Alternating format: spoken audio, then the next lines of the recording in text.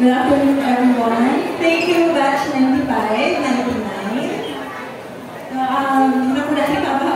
On behalf of St. Anne's Academy, Batch 1996, and St. Mary's Academy, Batch 2000, we accept this key of responsibility to host next year's Grand Alumni Homecoming.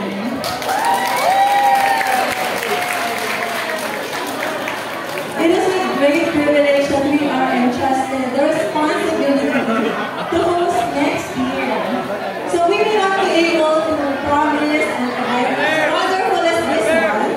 Yes, kasi sobrang galing ng preparation ng aming seniors, the Batch 1999. Pero kung natin sila, maganda na rin sila. We're very proud of you guys.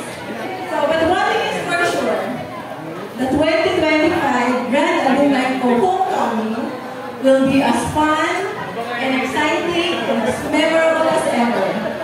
We will see to it that it's something to look forward to. And that being said, maybe as we have nananawagan na po kami again, to advance a point of alam niyo na po mangyayari from our fellow alumni to guide us and help us as we push through on our year-long preparation for next year's homecoming. So thank you so much po in advance.